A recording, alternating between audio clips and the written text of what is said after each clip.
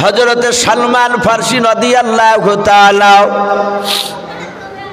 আনহু বলেন, দেখলাম ওরা কার কোনো কথা বলেন নাই, শুধু সালামের বাপ যে উত্তরটা দেওয়ার পর চুপচাপ বসে আছেন। আল্লাহর নবী জনাবে মুহাম্মদুর রাসূলুল্লাহ সাল্লাল্লাহু তাআলা আলাইহি ওয়াসাল্লামের সাহাবা সালমান ফারসি রাদিয়াল্লাহু তাআলা আনহু আবার ডাক দিয়ে বলেন, ওরাইকা ভাই তোমার হাত ওখানে ধরে বলো ভাই তুমি রাস্তায় যেতে যেতে হঠাৎ করে কেন তুমি বসে গেলে বলো। হযরত উরাইকা বাপজি কোনো কথা বলেন নাই। সালমান ফারসি রাদিয়াল্লাহু তাআলা আনহু বলেন, আমি মসজিদে নববী থেকে 50 থেকে 60 হাত দূরে আমরা দৃশ্যখানা দেখতে পেলাম, এই ঘটনা ঘটে গেল। আমি উরাইকাকে রেখে দিয়ে সোজা আমি মসজিদে নববীর দিকে দৌড়ে চলে গেলাম। আল্লাহর নবী জনাবে মুহাম্মদ রাসূলুল্লাহ সাল্লাল্লাহু তাআলা আলাইহি ওয়াসাল্লাম নবী আমার শত শত সাহাবায়ে কেরামদেরকে নিয়ে জান্নাত জাহান্নামের কথা শোনাছিলেন। আল্লাহ রসুলের কাছে সালমান ফারসি যার পর সালাম দিয়ে দিলেন, আসসালামু আলাইকা ইয়া রাসূলুল্লাহ ইয়া হাবিবাল্লাহ। আল্লাহর নবী দরুদ নবী আমার সালামের উত্তরটা দেওয়ার পর সালমান ফারসিকে কাছে ডাকার পর বললেন, ওরে সালমান তুমি আমার কাছে দৌড়ে এসে কেন সালাম দিলে বলাও, তুমি আমাকে মনে হয় কোনো কথা বলার জন্য দৌড়ে এসেছ। সালমান ফারসি ডাক দিয়ে বলেন, নবী গাও আমি আপনার দরবারে শুধু একাই নাই, আর একজন সাহাবা যিনার নাম উরাইকা।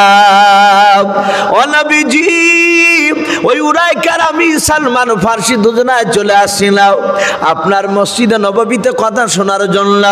ওগো নবী শুনে নেন, আপনার মসজিদ থেকে প্রায় 50 থেকে 60 হাত দূরে দেখলাম উরাইকা, উনি আমার আগে ছিলেন, উনি ধপাস করে রাস্তার এক সাইডে বসে বললেন, ওগো আল্লাহর নবী আমি উরাইকার কাছে গিয়ে সালাম দিলাম, উনি সালামের উত্তরটা দেওয়ার পর আর কোনো কথা বলেন নাই।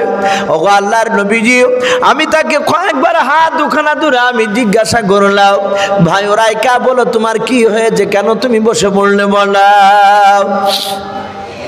ও নবীজি শুনে নেন, ওই উরাইকার কোনো কথা বলেন নাই। নবী গো এখনো বসে আছে, আমার মনে হয় আপনার মাহফিলে অনেকগুলো সাহাবা আছে, যে কোনো একজন সাহাবার মারফতে আপনি উরাইকাকে ডেকে নিয়ে আসুন। আল্লাহর নবী জনাবে মুহাম্মদুর রাসূলুল্লাহ সাল্লাল্লাহু তাআলা আলাইহি ওয়াসাল্লাম দরদি নবী আমার ডাক দিয়ে বলেন, সালমান আমি অন্য কোন সাহাবাকে বলবো না, ওরে সালমান আমি বিশ্ব নবী আমি তোমাকে হুকুম করলাম, যাও যাও তুমি দৌড়ে চলে যাও, যার পর উরাইকার কাছে গিয়ে তুমি আমার নাম করবা, দেখবা উরাইকা আর রাস্তায় বসে থাকতে পারবে না। হযরতে সালমান বলেন, আমি মসজিদে নববী থেকে সোজা বিশ্ব নবীর সাহাবা উরাইকার কাছে চলে আসলাম, দেখলাম উরাইকা তখনও বসে আছে। আমি উরাইকার কাছে এসে দ্বিতীয়বার হাত দুখানা ধরে বললাম, ওগো ভাই উরাইকা আমি তোমাকে ব্যক্তিগত ডাকতে আসি নাই, সারা পৃথিবীর দরদি নবী তোমাকে ডাক দিয়েছে হযরত উরাইকা। নবীজির বাপজি কথাটা শোনার পর আর বসে থাকলো না, চট করে তিনি দাঁড়িয়ে গিয়ে সালমানকে ডাক দিয়ে বলেছিলেন, ভাই একটু দয়া করে বলো আমার নবীজি কোথায় আছে। এই সালমান ভাই একটু তাড়াতাড়ি বলো, নবী মসজিদে নববীতে আছে না বাড়িতে আছে। সালমান বলেন, ভাই রাসূলুল্লাহ মসজিদে নববীতে বসে আছে। সালমান বলেন, দেখলাম উরাইকাকে, উরাইকা আগে আগে দৌড়ে যায়, আমি পেছন পেছন দৌড়াতে লাগলাম। উরাইকা রাসূলুল্লাহর কাছে গিয়ে সালাম দিলেন, আসসালামু আলাইকা ইয়া রাসূলুল্লাহ। নবীজি সালামের উত্তর দিয়ে বললেন, এই উরাইকা বলো তোমার কি হয়েছিল, তোমার কি পেটে ব্যথা হয়েছিল বলো। হযরত উরাইকা আল্লাহ রাসূলের কাছে বাপজি দাঁড়িয়ে, উরাইকা কোনো কথা বলেন নাই। উরাইকার দুই চোখের কোনা দিয়ে বাপজি পানি গড়ায়। উরাইকা আস্তে করে বাপজি জবানের দিকে আঙুল দিয়ে বলে, হুজুর আমার কিছু হয় নাই।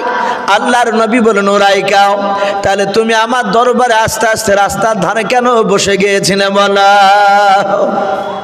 এই উরাইকা, তুমি কেন বসে গিয়েছিলে একটু খুলে বলো।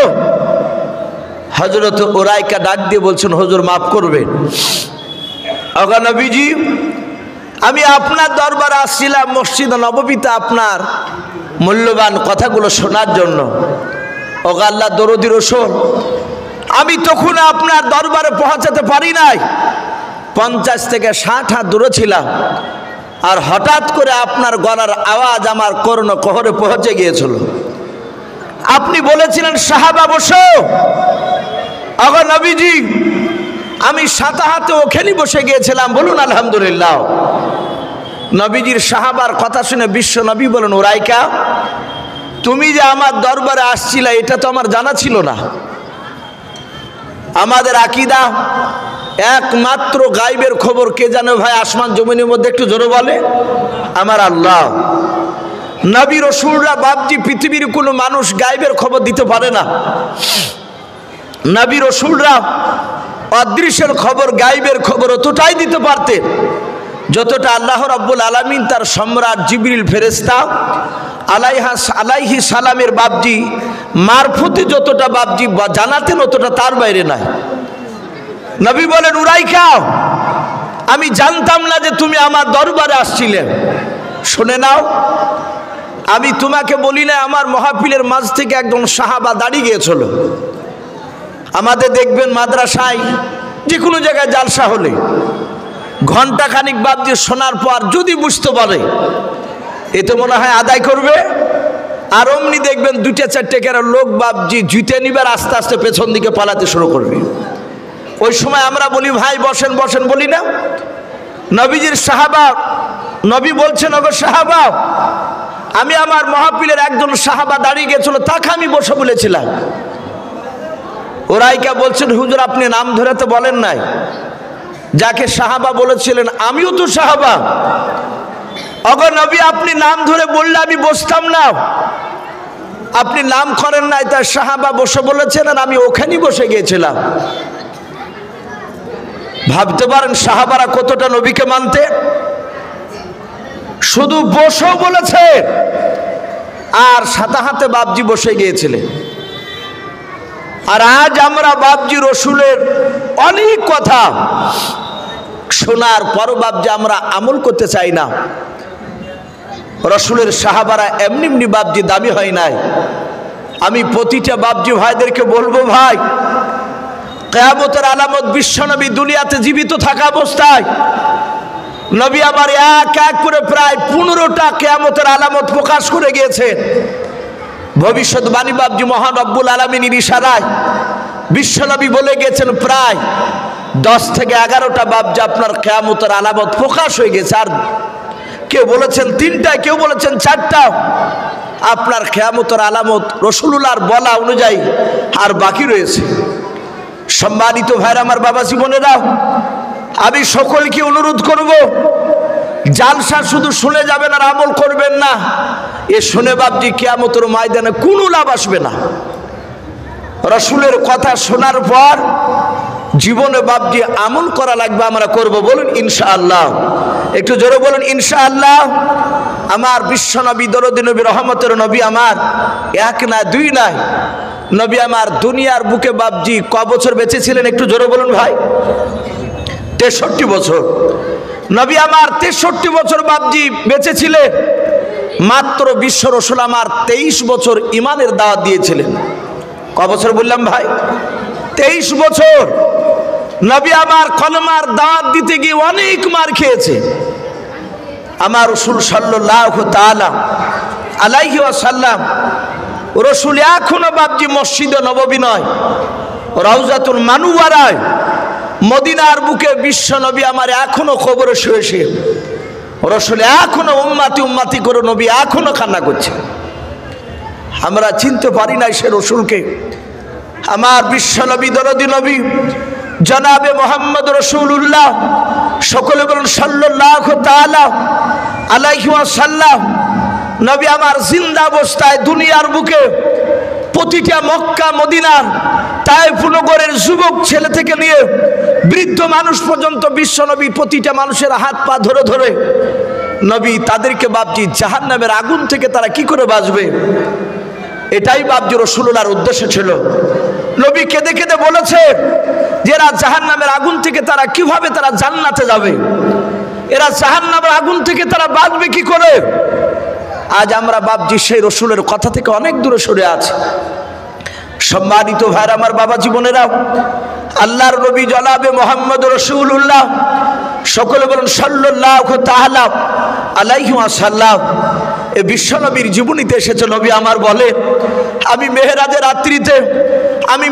রাত্রিতে আমি জান্নাত জাহান্নাম আমি দেখতে গেলাম। জান্নাত দেখার পরে আমি যখন জাহান্নামে গেলাম, বিশ্বনবী বলেন আমি জাহান্নামে গিয়ে যে দেখলাম অনেক মানুষ তারা জাহান্নামের আগুনে বাপজি তারা পুড়ছে। বিভিন্ন রকমের কায়দায় জাহান্নামী মানুষদেরকে শাস্তি দেওয়া হচ্ছে। আমার বিশ্বনবী বলে আমি ওখানে বেশি বেশি করে দেখলাম বেশিরভাগ পুরুষের তুলনামূলক নারীরা বাপজি তারা জাহান্নামের আগুনে শাস্তি ভোগ করছে। আল্লাহ রাসূল সাল্লাল্লাহু তাআলা আলাইহি ওয়াসাল্লাম জিবরিল আলাইহিস সালামের সাথে আবার বাপজি মেরাজ থেকে দুনিয়াতে ফিরে আসলে আমার দরদি নবী আমার সাহাবাদের সামনে জান্নাত জাহান্নামের কথা বললেন। বলার পরই নবী আমার ফজর বাদে রাসূলের অর্ধাঙ্গিনী বিবি খাদিজাতুল কুবরা রাদিয়াল্লাহু তাআলা আনহার কাছে গিয়ে বললেন, ওগো খাদিজা শুনে নাও, ও খাদিজা শুনে না, আমি জাহান্নাম জান্নাত দেখে আসলাম। জাহান্নামে দেখলাম মানুষদেরকে এত শাস্তি দেওয়া হচ্ছে, এত কঠিনভাবে তাদেরকে শাস্তি দেওয়া হচ্ছে। হে খাদিজা শুনে নাও, আমি বেশিরভাগ দেখলাম পুরুষের তুলনামূলক নারীরা তারা জাহান্নামে আছে। হে খাদিজা তুমি ভেবো না যে আমার স্বামী পয়গম্বর রাসূল বলে, আমার বিশ্ব নবী আমার স্বামী বলে হয়তো কবরে আমার কোনো আযাব হবে না, আমাকে হয়তো জাহান্নামের আগুনে ফেলবে না। হে খাদিজা এটা ভেবে না, তুমি শুনো রাসূল যেভাবে চলতে বলেছে এবং কোরআন শরীফে যেভাবে আল্লাহ চলতে বলেছে সেইভাবে খাদিজা তুমি যদি না চলো তাহলে মৃত্যুর পর কবর কঠিন ভয়ঙ্কর জায়গা হবে। হযরতে খাদিজাতুল কুবরা রাদিয়াল্লাহু তাআলা আনহা বাপজি শুধু এই কথাটা বাপজি আপনার রাসূলের কাছে বাপজি খাদিজাতুল কুবরা শোনার পরে বিশ্বনবী খাদিজাকে বলার পর দরদ নবী আমার মসজিদে নামাজ পড়তে চলে গিয়েছে। হযরতে খাদিজাতুল কুবরা রাদিয়াল্লাহু তাআলা আনহার ব্যাপারে বাপজি আমরা অনেকেই জানি যে নবীর আমার প্রথম স্ত্রীর নাম ছিল খাদিজাতুল কুবরা। আর যেই খাদিজা বিশ্বনবী এত ভালোবেসেছিলেন খাদিজাতুল কুবরাকে, আমার বিশ্বনবী দরদি নবী আমার এই খাদিজার ব্যাপারে আরো কথা বলেছে যে স্বয়ং আমার আল্লাহ রাব্বুল আলামিন দুনিয়ার বুকে বাপজি একটা মেয়েকে সালাম দিয়েছিলেন, তিনি ছিলেন খাদিজাতুল কুবরা। জোরে বলুন সুবহানাল্লাহ। সম্মানিত ভাইরা আমার, বাবা জীবনেরা, যেই নারীটাকে বাপজি আল্লাহ রাব্বুল আলামিন স্বয়ং সালাম পাঠায় সে দামি মেয়ে না কমা মেয়ে? একটু জোরে বলুন ভাই। পৃথিবীর মধ্যে সবচেয়ে দামি মেয়ে, আর সেই খাদিজাতুল কুবরা যার ব্যাপারে বিশ্বনবী দুনিয়ার বুকে জিন্দা অবস্থায় দুনিয়ার বুকে বাপজি 10টা নারী আর পুরুষ মিলে বিশ্বনবী আমার জান্নাতের খোঁজখবরি শুনিয়ে গিয়েছিলেন। বলুন আলহামদুলিল্লাহ। এই তার মধ্যে খাদিজাতুল কুবরা তিনি একজন ছিলেন। নবী বলেছেন খাদিজা তোমরা এত ব্যবহার দেখিয়েছো, আল্লাহ খুশি হয়ে তোমাদেরকে জান্নাত দিবে সে ঘোষণা করেছে। যেমন আবু বকর জান্নাতি, উসমান জান্নাতি, হযরতে তালহা জান্নাতি, হযরতে আলী রাদিয়াল্লাহু তাআলা আনহুম আজমাইন, এইভাবে নারী আর পুরুষ মিলে বাপজি 10 জন ব্যক্তিকে জান্নাতের খোঁজখবরি শুনেছিলেন। তার মধ্যে বাপজি খাদিজাতুল কুবরা তিনি একজন ছিলেন। সম্মানিত ভাইরা আমার, বাবা জীবনেরা, এই খাদিজাতুল কুবরা রাদিয়াল্লাহু তাআলা আনহা বিশ্বনবীর জবান থেকে বাপজি জাহান্নামের আগুনের বয়ান শোনার পরে আমার নবী চলে গিয়েছে। আর খাদিজাতুল কুবরা বাপজি ওদিকে আগিনাতে বাড়ির উঠোন যে বলি আমরা, উঠোনে খাদিজাতুল কুবরা তিনি বসে বসে বসে বাপজি কবরের চিন্তা শুরু করে দিলেন। কবরের চিন্তা করেছে। আর আজ আমরা মুসলমান, কিছু মনে করবেন না ভাই, যেটা বাস্তবে দেখতে পাওয়া যাচ্ছে এখন বর্তমান মানুষ কবর গায়ে মানুষ মাটি দিতে গিয়ে দুনিয়ার গেল্লা সমালোচনা কবর গায়ে বাপজি এখন হচ্ছে। কথা ঠিক না বেঠিক বলে? দেখবেন মানুষ জায়গা জায়গা দাঁড়িয়ে শুধু ইয়ার গেল্লা ওর গেল্লা ওর কথা, কবরের দিকে চিন্তা করে তসবিহ পড়তে চাই না। মানুষ আযাবের কথা ভুলে গিয়েছে। আর সেই খাদিজাতুল কুবরা যিনি জান্নাতি সার্টিফিকেট বাপজি দুনিয়ার বুকে পেয়েছিলে, সেই খাদিজাতুল কুবরা বাপজি আগিনাতে বসে বসে কাঁদতে লাগলেন। নবীর একটা ছোট মেয়ে মা ফাতেমাতু জোহরা রাদিয়াল্লাহু তাআলা আনহা বলে নাও। আমরা শুনেছি এই ফাতেমা তিনি জান্নাতের নারীদের সরদারনি, জোরে বলুন সুবহানাল্লাহ। আর এই ফাতেমাতু জোহরা তার কলিজার টুকরা জনম দুঃখিনী মা খাদিজাতুল কুবরাকে দেখছে, উনি আগিনাতে বাপজি কাঁদতে কাঁদতে তিনি বেহুশ হয়ে গেলেন।